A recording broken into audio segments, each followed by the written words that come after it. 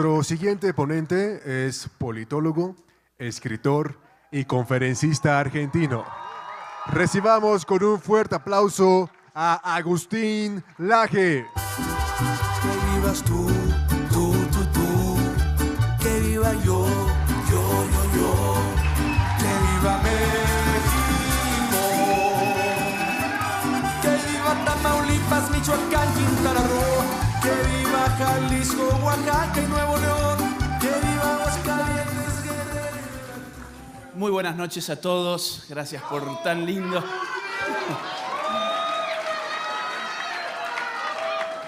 Gracias por tanto cariño.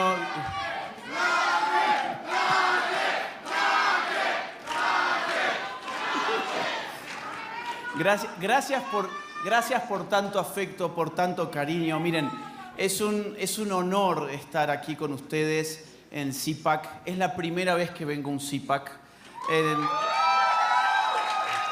En otras ocasiones no se había logrado.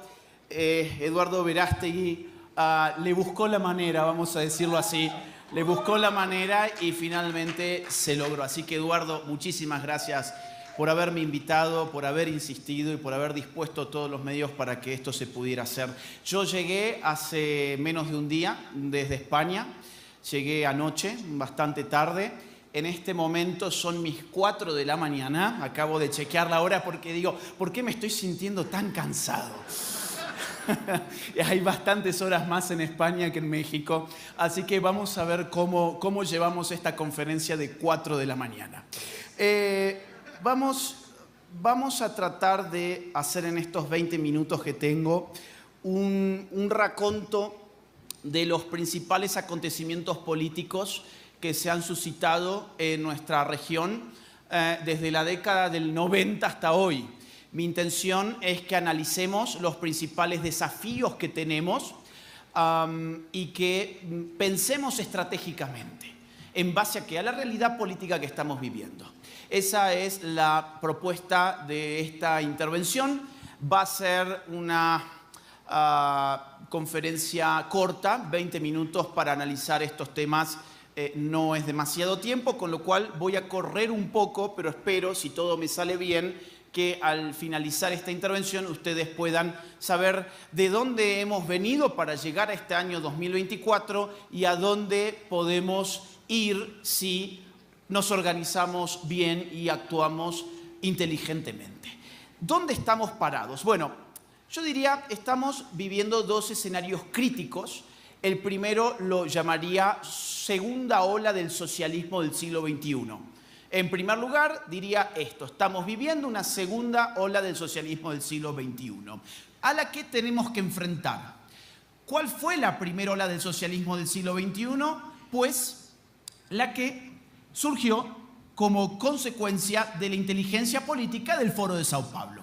El Foro de Sao Paulo fue creado en 1990 por Fidel Castro y Lula da Silva. Del Foro de Sao Paulo, que fue una manera de reorganizar a las izquierdas después de la caída del muro de Berlín y de la inminente descomposición de la Unión Soviética que llegaría en diciembre de 1991. Fidel Castro, sabiendo que necesita él ampararse en estructuras de otra naturaleza, crea entonces este grupo internacional llamado Foro de Sao Paulo, que tendrá muchísimo éxito político. Pondrán presidentes en prácticamente todas partes. Miren ustedes, por ejemplo, Chávez, Maduro, Lula, Dilma, Cristina Kirchner, Néstor Kirchner, Evo Morales en Bolivia.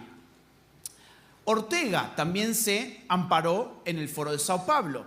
Tenemos en Ecuador Rafael Correa, a Lugo en Paraguay. Es decir, cuando analizamos nombres de presidentes recientes, Tabaré Vázquez, Pepe Mujica en Uruguay, también vinculados al Foro de Sao Paulo. Cuando uno escucha estos nombres y los reconoce, lo que está reconociendo es la importancia política que ha tenido el Foro de Sao Paulo desde 1990 en adelante. ¿Qué ocurrió, sin embargo? A partir del año 2015, esa primera ola del socialismo del siglo XXI entró en declive. Empiezan a pasar cosas importantes en el año 2015, por ejemplo. Pierde el kirchnerismo después de 12 años. Después de 3 periodos consecutivos, el kirchnerismo queda fuera de juego tras la victoria de Mauricio Macri. En el año 2016 gana Donald Trump en los Estados Unidos. En el año 2018 gana Piñera en Chile. En el año 2017 Lenín Moreno gana en Ecuador y traiciona a Rafael Correa. En el año 2018 gana Bolsonaro en Brasil. Es decir, empezamos a ver un claro retroceso del socialismo del siglo XXI en nuestra región. En Colombia ganará el candidato de Álvaro Uribe, o sea, ganará el señor Duque. En Perú la cosa tampoco parece muy turbulenta, pero a partir del año 2019, miren, eso es el Foro de Sao Paulo, en una de sus ediciones noventistas o noventosas, pero en el año 2018 va a pasar algo muy importante en este país. En este país va a ganar López Obrador y en el año 2019 ya se creará el Grupo de Puebla, que es una lavada de cara del Foro de Sao Paulo. El Grupo de Puebla elige como presidente al mequetrefe que están viendo en pantalla, al peor presidente de la historia reciente argentina, Alberto Fernández, el golpeador de mujeres. ¿Y por qué lo eligen en julio Alberto Fernández? Muy simple, porque ya saben que va a ganarle a Mauricio Macri en octubre del año 2019. De hecho, arrasó con Macri, arrasó. Macri no tenía ninguna posibilidad. El Grupo de Puebla va a impulsar además distintas sublevaciones, subversiones. Llegará, por ejemplo, a Ecuador una subversión indigenista en octubre del año 2019. Solo una semana después tendremos una descomposición total en Chile con una guerra molecular impulsada por las izquierdas chilenas más extremas, que abrirán caminos políticos que hasta el día de hoy se siguen recorriendo. Es decir, problemáticas de índole constitucional. Habrá que crear una nueva constitución para Chile. Y a partir de entonces, año 2019, la cosa empieza a ponerse cada vez más fea. Levantamientos, insisto, en Ecuador primero, después en Chile, después le tocó en noviembre de ese año a Colombia, pocos meses después a Perú, desfilaron varios presidentes peruanos en el año 2020. En el año 2020 es el año en que Joe Biden, entre comillas, gana las elecciones en los Estados Unidos. Y empezamos a ver cómo se produce esta segunda ola del socialismo del siglo XXI y empieza a tomarlo todo. Veremos países que no habían caído en la primera ola del socialismo del siglo XXI caer, sin embargo, en la segunda. En Chile ganará, por ejemplo, en segunda vuelta un señor que ha reivindicado a las guerrillas y al terrorismo chileno llamado Gabriel Boric. Veremos cómo en Colombia gana un exguerrillero llamado Gustavo Petro, también en segunda vuelta. Veremos en Perú cómo gana un aliado al senderismo, a lo más rancio del maoísmo peruano, me estoy refiriendo a Pedro Castillo. Y veremos finalmente cómo vuelve el corrupto Lula da Silva al poder en Brasil. El socialismo del siglo XXI ha llegado más lejos en su segunda ola que en su primer ola. Miren ustedes el mapa. Eso es el año 2002. Ahí se está produciendo la primera ola del socialismo del siglo XXI. Esa es nuestra región en el año 2002, donde el rojo es el socialismo y el azul es, no voy a decir la derecha, vamos a decir la centro derecha con toda furia.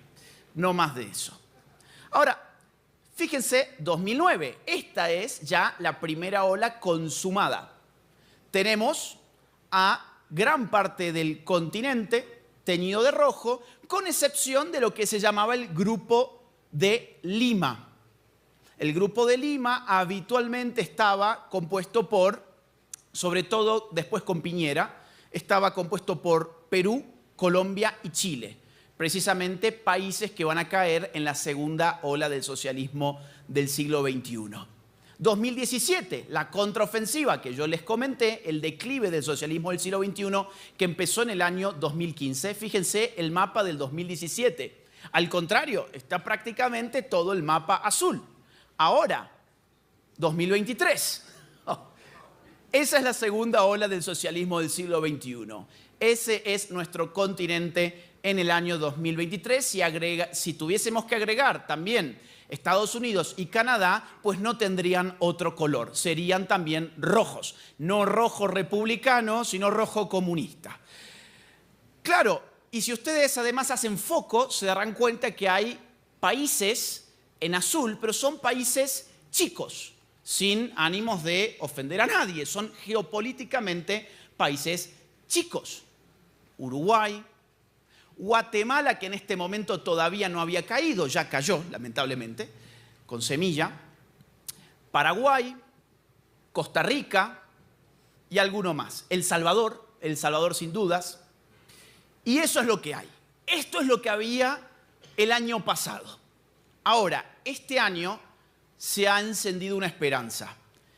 Esa esperanza es que un país grande, geopolíticamente importante, se ha vuelto a poner de color azul. Ese país es Argentina y esto aconteció con la victoria de Javier Milei, que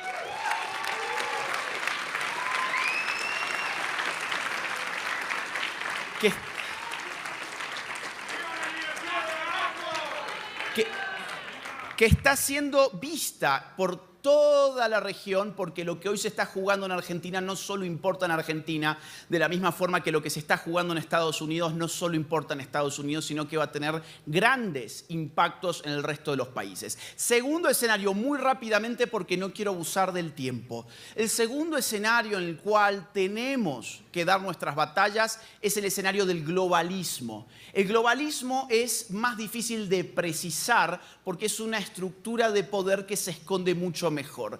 ¿Qué es el globalismo? Miren, yo les diría, el globalismo es la transferencia sistemática de soberanía nacional hacia organizaciones internacionales que demandan ser las rectoras del mundo. Escuchaba a Brenda Ríos hace un rato dar su intervención donde nos comentaba sobre la Agenda 2030. La Agenda 2030 es un ejemplo muy significativo porque es una agenda creada por menos de 100 personas en Naciones Unidas que, sin embargo, funciona como la agenda de la humanidad. Nadie la ha votado, pero todo el mundo, literalmente todo el mundo, la debería cumplir. El globalismo ideológicamente está sostenido en el wokismo. El wokismo es la ramera ideológica de los globalistas. ¿Por qué utilizan esta ramera ideológica? Porque el wokismo es una fuerza de descomposición nacional. El wokismo descompone a la familia, descompone a la empresa, descompone a la iglesia, descompone a la nación. El wokismo es una ideología que fractura, que fragmenta. Y el globalismo, para extraer soberanía de los pueblos, necesita que esos pueblos estén totalmente fragmentados. Porque si estuviesen unidos, nadie estaría dispuesto a ser gobernado por un burócrata de Naciones Unidas. En cambio, cuando tu pueblo está totalmente descompuesto, nadie tiene ningún problema de que una agenda como la del aborto te la termine imponiendo un burócrata que ni siquiera habla tu idioma, ni siquiera conoce tus costumbres, pero te dice cómo tenés que vivir. El wokismo está compuesto de el ambientalismo radical, el feminismo radical, la ideología de género, el lobby LGBT, los movimientos pro inmigración ilegal, los movimientos abortistas y en Estados Unidos el nuevo racismo afroamericano que ha hecho estragos en el tejido social de los estadounidenses. Esta es la Agenda 2030 como botón de muestra de la cual ya se habló en este CPAC. Voy a pasar muy rápidamente a algunas consideraciones estratégicas. Estos son nuestros 2 escenarios más significativos de combate regional. Socialismo del siglo XXI a nivel interno y globalismo a nivel internacional. Esos son los desafíos que tenemos por delante. ¿Cómo los enfrentamos? Necesitamos una estrategia. La estrategia que yo propongo tiene 2 aristas, 2 lógicas que se entrecruzan. Por un lado, lo que hemos llamado batalla cultural. Es muy interesante este término porque ha sido adoptado por muchísimas personas. Cada vez más personas hablan de dar la batalla cultural. En Argentina esto ha sido un verdadero fenómeno, pero a veces no llegamos a comprender lo que estamos diciendo. La batalla cultural es una batalla de tipo política que, a diferencia de las batallas electorales, no tiene reglas, no tiene tiempos, no tiene actores definidos. ¿A qué me estoy refiriendo? Bueno, que una batalla política convencional de tipo electoral está perfectamente reglada. Se sabe que hay partidos políticos que se tienen que inscribir para las elecciones, que tienen que competir determinado día de determinado año en las urnas.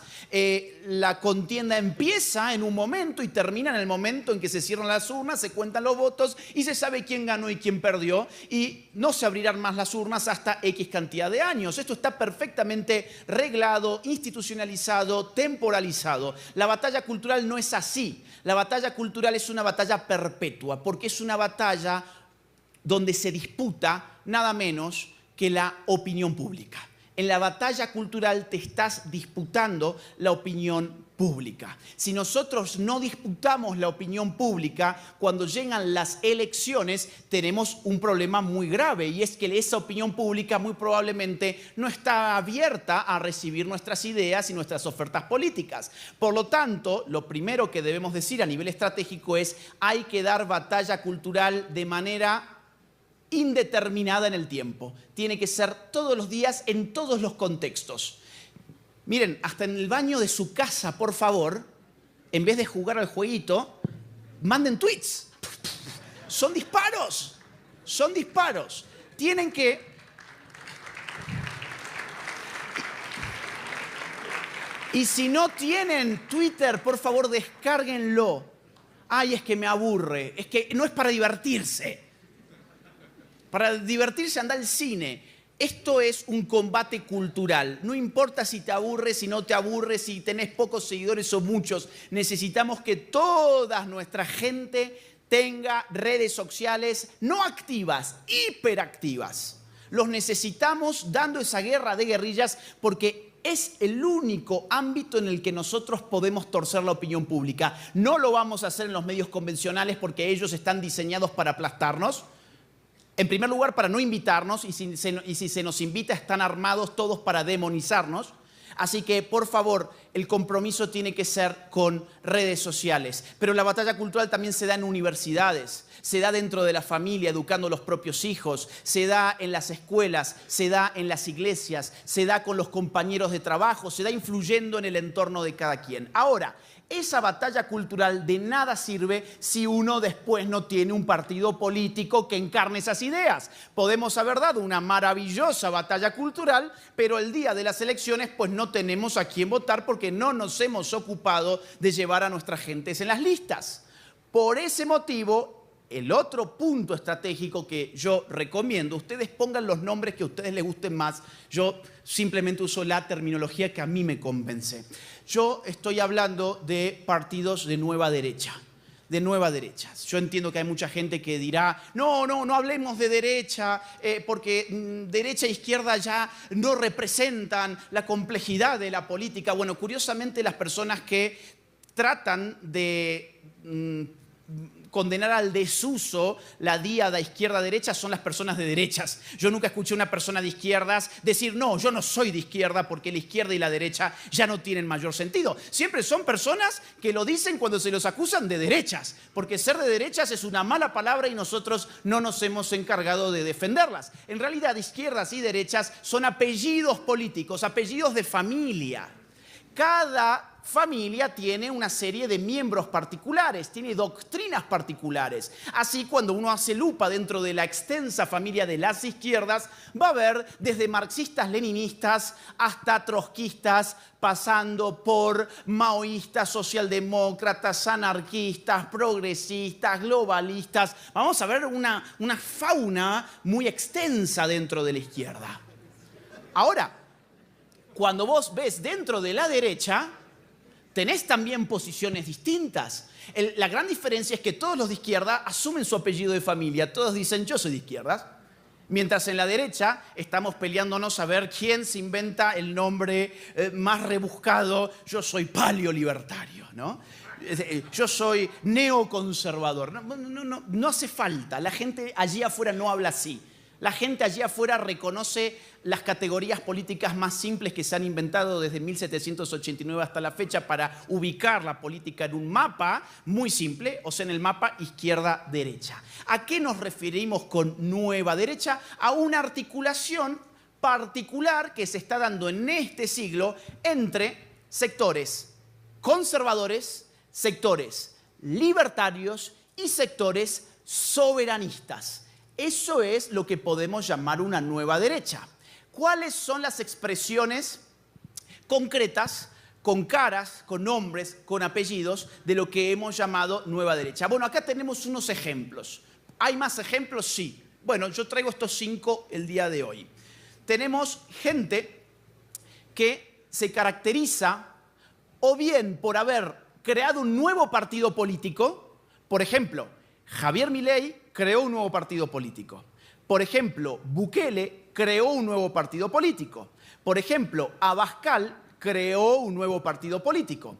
Tenemos otra gente que no ha creado un nuevo partido político, pero ha creado un movimiento dentro de un partido político. Por ejemplo, Donald Trump. MAGA es un nuevo movimiento que ha copado el Partido Republicano. O tenemos gente que ha logrado la emergencia política de nuevos actores significativos y además cuantitativamente muy importantes. El caso de Bolsonaro, con la comunidad evangélica a la cabeza. Entonces, ¿por qué es nueva esta derecha? No solamente por la índole de su articulación, sino porque implica la novedad de o bien un partido político o una línea interna o un nuevo actor que antes no era político y se vuelve político. Reparando en México, yo voy a dar mi opinión personal.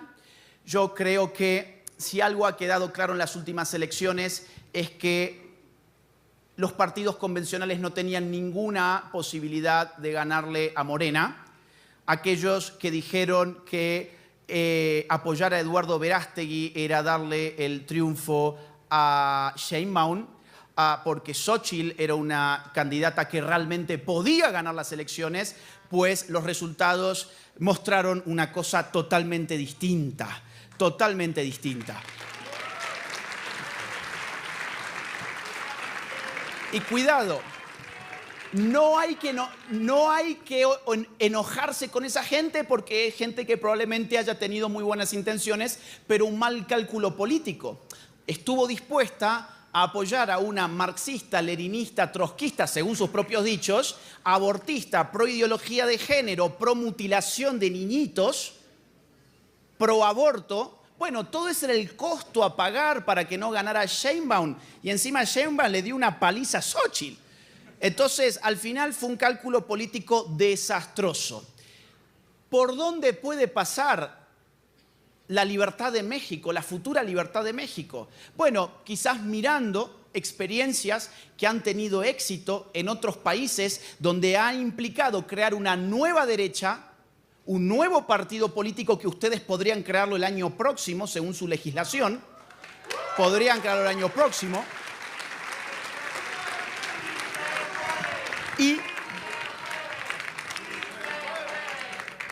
Y en el que, atención y cierro con esto porque me he pasado 4 minutos ya, en el que seamos conscientes de que la política es el arte de aproximar a los similares, no de unir a los idénticos. Acá no necesitamos ser una secta. Acá no necesitamos todos pensar exactamente lo mismo. Si alguna riqueza tiene esta nueva derecha es que tiene 3 corrientes muy claras y que tienen que aprender no solo a convivir, sino a confundirse entre ellas. Esa es la diferencia entre una alianza y una articulación. En la alianza nos reunimos sabiendo que no somos lo mismo, pegamos al mismo tiempo y nos separamos.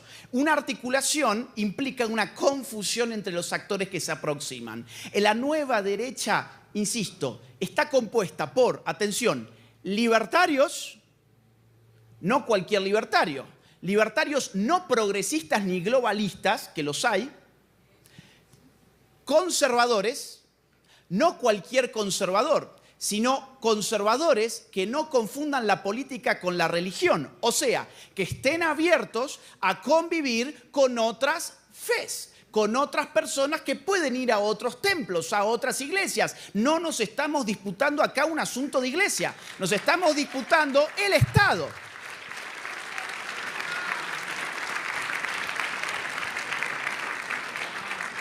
Y en tercer lugar, soberanistas, o sea, personas que saben cómo enfrentar a los globalistas, pero no cualquier soberanista, sino aquel que no confunde el amor por la patria con el amor por el Estado, porque lamentablemente también hay soberanistas que son excesivamente estatistas. Si esto fuera, y cierro, un partido de fútbol y yo tuviese que armar un equipo de fútbol, yo necesito tener un buen arquero, buenos defensores, buenos mediocampistas, buenos delanteros. Si yo aquí me tengo que enfrentar al socialismo del siglo XXI, que es puro estatismo, necesito libertarios.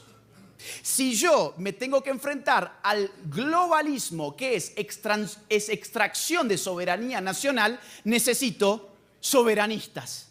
Y si yo me tengo que enfrentar al wokeismo, necesito conservadores. Necesitamos a las 3 patas de esta nueva derecha unida. Muchas gracias.